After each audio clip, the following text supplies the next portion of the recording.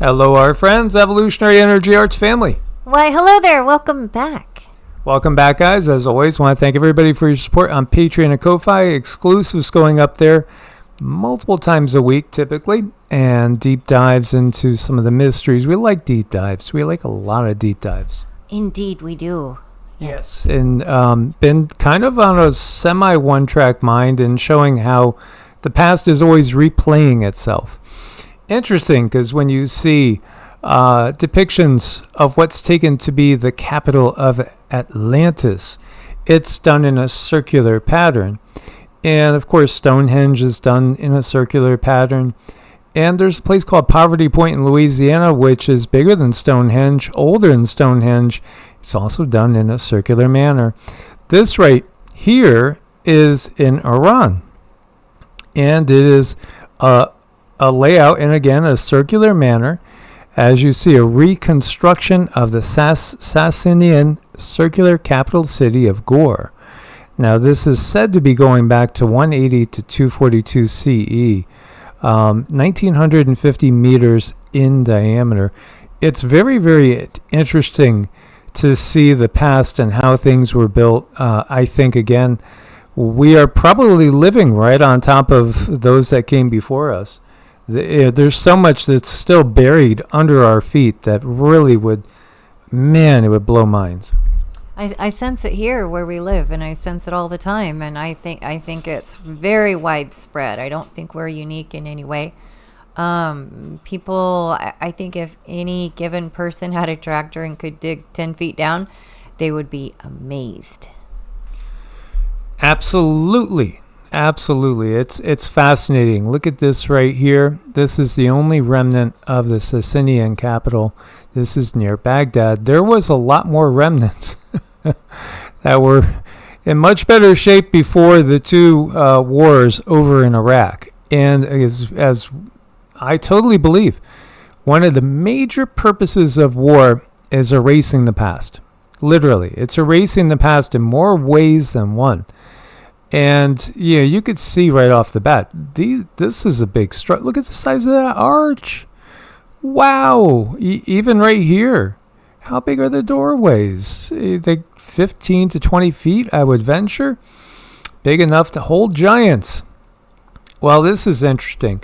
As I've been telling you guys about my reading and studying about Bashan, and it's mind-blowing how many cities were over there in Lebanon, southern Syria, what's today Israel, the Golan Heights, and reading these first-hand accounts of somebody that is a Westerner exploring the quote-unquote Holy Land and being one of few people to travel it back in those days. A lot of these areas, too, are off kind of limits because of war and tension, even right now. What they find is just amazingly city after city completely empty but in good shape. At that time it was in good shape. Now things are in not so good shape mostly. But encountering homes and entire cities that have nobody in them. And yet it wasn't like there was a nuclear blast that obliterated everybody. No, these cities were fine, but there were no people. Again, it makes me think there must have been some really nasty pathogens out there that wiped out people in massive quantities. And yet other people seem to be okay. Interesting. Now, this is from Greg Little, Dr. Greg Little, who I've just become recently aware of and actually bought this book. So this is next up on the reading list. He covers a lot of interesting stuff and a lot of local interesting stuff like Alabama and Georgia and Mississippi and Arkansas and Tennessee, and really looking at our history and our giants, because we had giants here probably in the tens of millions, literally. Again, so many bodies have been disposed of by the Smithsonian. As much as they deny it, there's newspapers clippings that still say the Smithsonian came by, picked up the bodies. We don't know what happened to them. And the Smithsonian will deny it. There's no evidence because you got rid of the bodies. I'm thinking of Austin Powers, that fat guy. Yeah. Plundering the towns of Mabilla or Mavia in Alabama, which supposedly had vast stores of gold within it, became a major goal of DeSoto. If you're not familiar, again, the conquistadors, when they came, they were very, very sure to read this decree that came right from the papal authority, just saying, hey, I want to let you guys know, I don't know if you speak Spanish or Latin. I'm sure you don't speak English. But we're just telling you that our Pope says that this is God's will. We're going to take everything that's yours, and you better be happy about it. We're here to liberate you spiritually. And meanwhile, we're going to heist all your gold, and we might even take some of your best-looking women back with us to be slaves over in Europe. This is really what they said. They read the decree.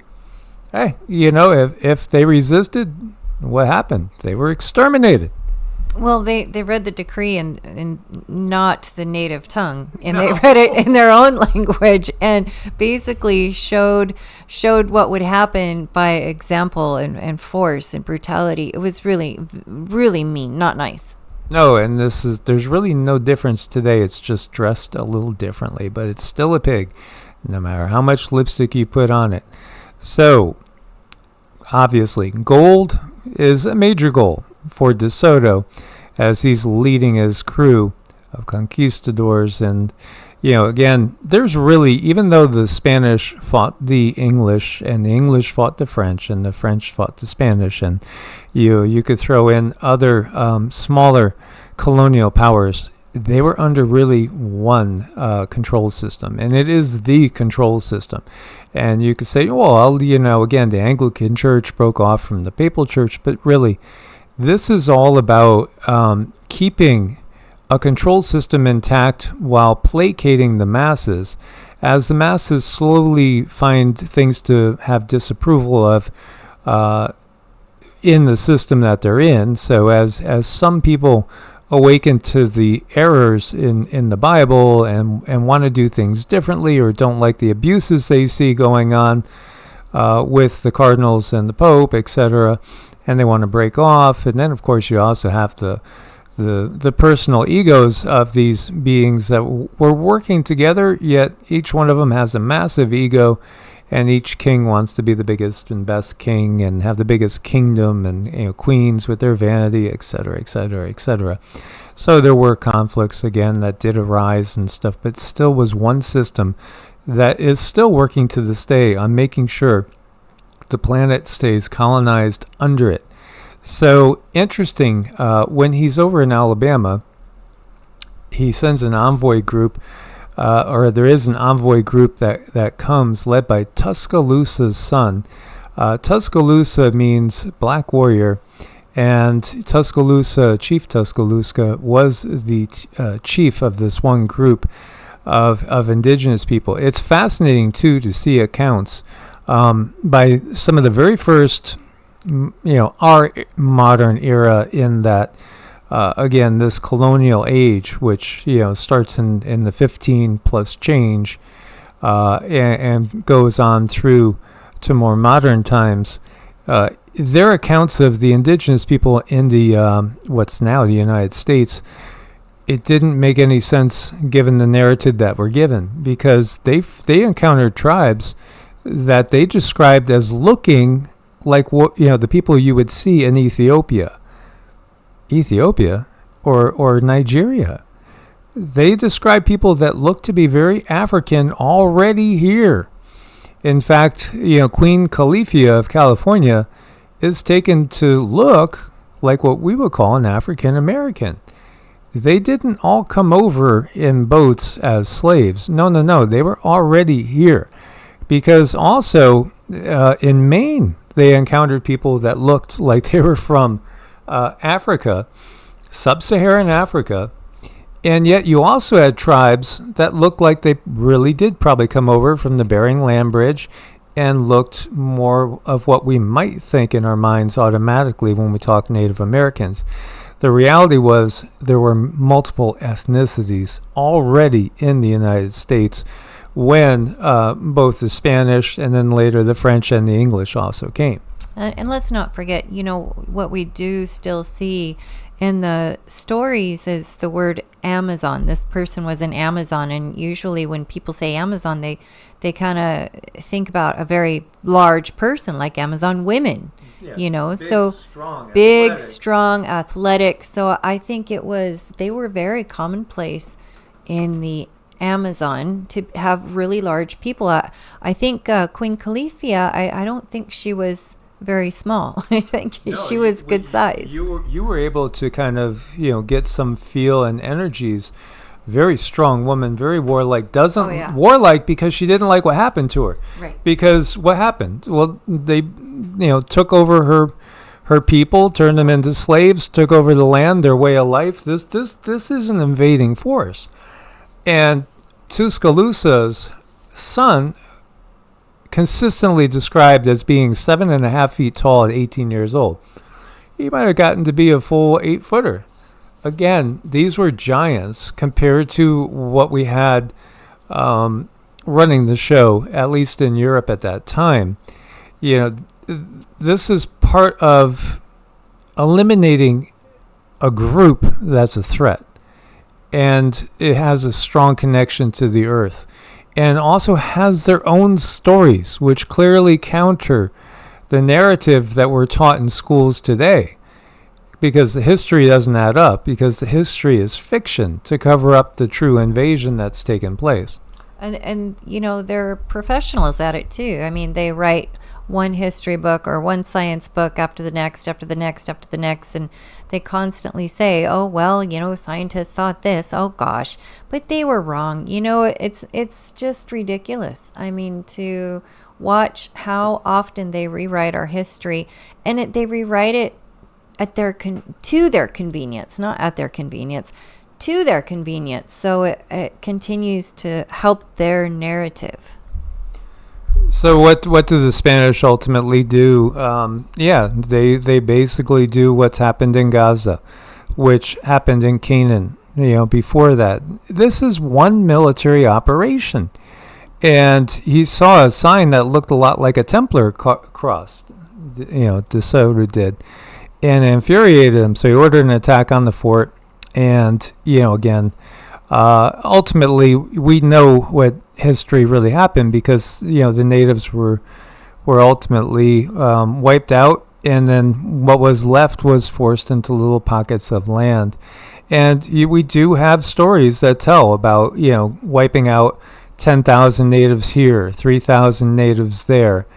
And always, too, you also have the stories of them taking young ones sometimes and, teaching them Christian ways and cutting their hair and raising them up as we would be ourselves raised up in these, what I'm just going to use the term European manner and, households, so to speak. This is nothing new. On May 8th, 1541, De Soto discovered the Mississippi River. Just like Columbus discovering America. Oh yeah, there was like hundreds of millions of people already here. Yeah, and there's a Columbus Day. At least the world is waking up, and a lot of the people in the world don't want to celebrate Columbus Day. Or people like Hernan de Soto. Again, these are all opportunists. They're pirates. They're thieves. They're homicidal maniacs that do everything they can to just simply steal, maim, rob, and murder. It's just this again goes on throughout Arkansas, Oklahoma, Texas, Louisiana, and the rest of the country. When we look to the founding fathers, many people will say, oh well, yeah, I wish we had the founding fathers back. Everything would be just fine.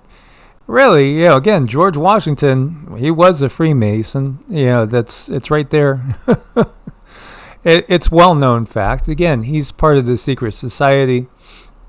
This is, again, a history that's written by the victors.